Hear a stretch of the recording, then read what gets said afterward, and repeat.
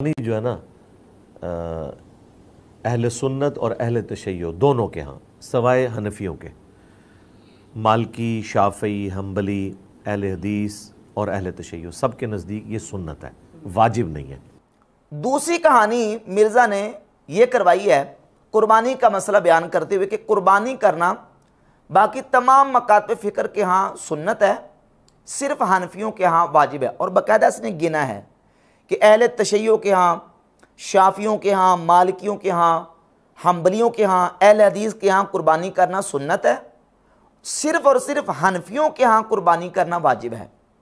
अब ये जो मिर्ज़ा ने बात की है, ये कितनी बड़ी कहानी है, इसका जवाब देने के लिए मैं आपके सामने इब्न तैमिया का मजमूल फतावा, उसकी जिल्द नंबर 23 सफ़ा नंबर 162 और 163 से हवाला पेश करता हूँ। इब्न तैमिया ने यह सारी बात जिक्र किया और बात जिक्र करने के बाद लिखा है सफ़ा 162 पे, व अम्मल उदहियतु फल अज़हरु वुजूबुहा ऐदन, कि बाकी रह गया कुर्बानी, तो जाहिर यही है कि कुर्बानी करना वाजिब है। और सफ़ा 163 पे लिखा है वक़द खरजा वुजूबुहा कौलन फ़ी मज़हब अहमद, इमाम अहमद इब्न हम्बल रहमतुल्लाह का मज़हब भी यही निकलता है कि कुर्बानी वाजिब है।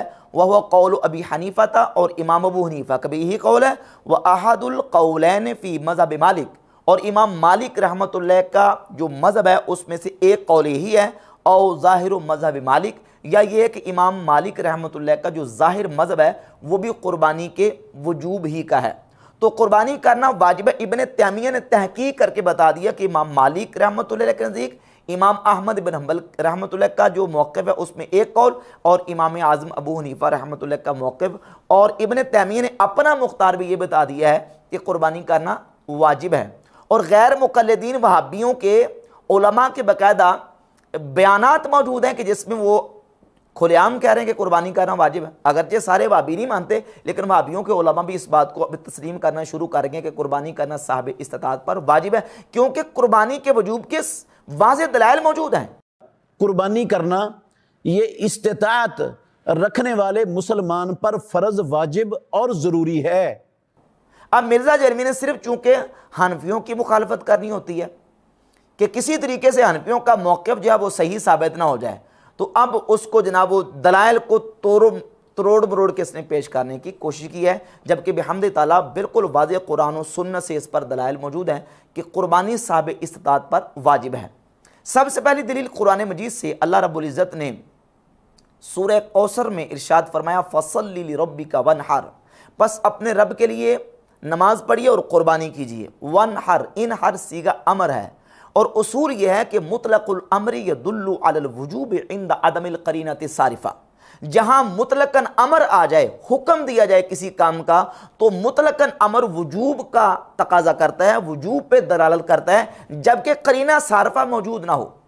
करीना सारफा अगर मौजूद नहीं है तो मुतलकन अमर जहां आएगा वो वजूब पर दलालत करता है। और यहां इस आयत में सीगा अमर है, और इसके अलावा कुरान मजीद के अलावा अहादीस से तय्यबात भी कितनी मौजूद हैं जिसमें सीगा अमर मौजूद है।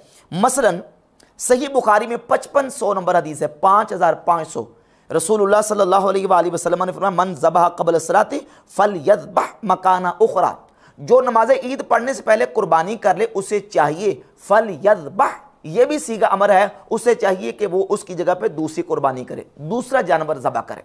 ये सीगा अमर ने बता दिया कि कुर्बानी जो है वो सिर्फ महज सुन्नत और मुस्तहब नहीं है, बल्कि कुर्बानी करना साहिब इस्तिताअत पर वाजिब है। सुनन इब्न माजा में 3123 नंबर, और मुसदरक के हाकिम में 7727 नंबर हदीस है। इमाम हाकिम ने, इमाम ज़हाबी ने इसको सही करार दिया, मन वजद सिआतन फलम युद्दही फला यक़रबन्न मुसल्लाना। और दूसरी हदीस में लफ्ज़ ये है, मन कान लहू सिआ, जिसके पास वुसअत हो, गुंजाइश हो, और जो वुसअत और गुंजाइश पाए यानी साहिब इस्तिताअत हो, और इसके बावजूद वो कुर्बानी ना करे, तो वो हमारी ईदगाह के करीब ना आए। रसूलुल्लाह सल्लल्लाहु अलैहि वसल्लम ने इस्तिताअत के बावजूद कुर्बानी ना करने वाले के बारे में ये वईद इरशाद फरमाई है कि जो इस्तिताअत के बावजूद कुर्बानी नहीं करता वो हमारी ईदगाह के करीब ना आए।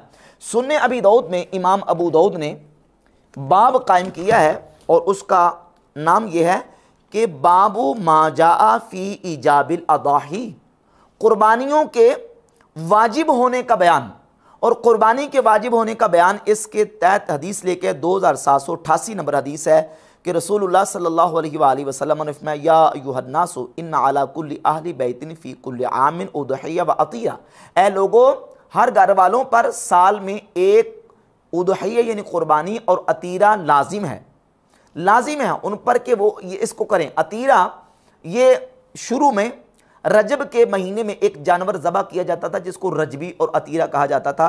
ये वो अतीरा, बाद में इसका हुक्म मनसूख हो गया, लेकिन कुर्बानी का हुक्म उसी जगह पे बाकी है। इस हदीस से ये साबित होता है कि कुर्बानी करना आले खाना के ऊपर वाजिब है। और इसके अलावा कितनी अहादीस मौजूद हैं जिससे इस बात की वजाहत होती है कि कुर्बानी करना साहब इस्तिताअत पर वाजिब है। और फिर जिस अंदाज से कुर्बानी के जानवर के औसाफ एहतमाम के साथ बयान किए गए कि उसमें ये ऐब ना हो, ये ना हो, ये ना हो, ये सारी चीज़ें डिटेल के साथ बयान करना इस बात का बिल्कुल बैयन और वाज़ेह सबूत है कि कुर्बानी करना साहब इस्तिताअत पर वाजिब है। अगर महज मुस्तहब या सिर्फ सुन्नत होता तो इस कदर उसका एहतमाम और जानवर के औसाफ बयान ना किए जाते। ये पूरे औसाफ बयान करना भी एक गोया कि इसके ऊपर दलाल करता है कि कुर्बानी वाजिब है। बिहम्दिल्लाह कुरान और सुन्नत से इस पर दलाइल मौजूद हैं। अब इसका रद्द करने के लिए ये कहता जी कि मुसन्नफ इब्न अबी शैबा में एक हदीस मौजूद है कि सैयदना अबू बकर सिद्दीक और हज़रत उमर फ़ारूक रदियल्लाहु ताला अन्हुमा दोनों इस्तिताअत के बावजूद कुर्बानी नहीं किया करते थे। लेकिन अल मुसन्नफ इब्न अबी शैबा में मौजूद है कि हज़रत अबू बकर और उमर रदियल्लाहु ताला अन्हुमा अलैहिस्सलाम बाज़ औक़ात इस्तिताअत के बावजूद कुर्बानी छोड़ देते थे कि लोग इसे फ़र्ज़ ना समझ लें। ये मिर्ज़ा जेलमी की तरफ से इतनी बड़ी कहानी और गप है कि मिर्ज़ा जेलमी ये हवाला इन अल्फाज के साथ मुसन्नफ इब्न अबी शैबा से साबित नहीं कर सकता।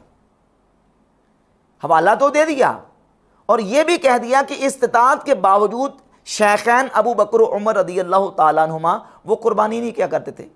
भाई कहाँ यह हदीस लिखी हुई है? इसका हवाला पेश करो, दिखाओ। वैसे तुम स्कैन दिखाते हो पूरे जो ना वो उसके बाकायदा तस्वीरें बना दिखाते हो कि ये हदीस इसमें लिखी हुई है, और फिर उन तस्वीरों में किस कदर ये डंडी मारता है वो भी अहले इल्म पर वाज़ेह है। ये जो तुमने हदीस बयान की है कि मुसन्नफ इब्न अबी शैबा में ये हदीस मौजूद है कि शेखैन अबू बकर उमर रदियल्लाहु ताला अन्हुमा इस्तिताअत के बावजूद कुर्बानी नहीं किया करते थे, ये ज़रा निकाल के दिखाओ हदीस इन्हीं अल्फाज के साथ। बिल्कुल ये दुनिया की ऐसी गप और झूठ और कहानी इसने मिर्ज़ा ने सुनाई है कि जिसको ये साबित नहीं कर सकता। अस-सुनन कुबरा लिल बैहक़ी में इमाम बैहक़ी ने ये रिवायत ज़िक्र की हैं, लेकिन उन रिवायात को ज़रा उसकी सनद को चेक करें।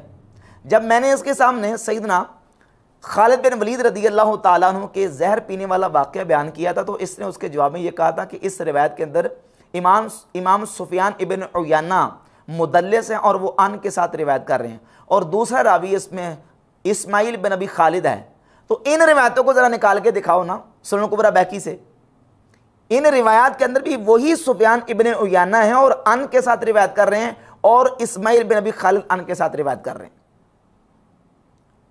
तो उन रिवायात को अगर सही भी माना जाए तो तब भी इन तमाम रिवायात और आसार के अंदर कोई ऐसा लफ्ज़ मौजूद नहीं है कि शेखैन रदियल्लाहु ताला अन्हुमा इस्तिताअत के बावजूद कुर्बानी नहीं किया करते थे।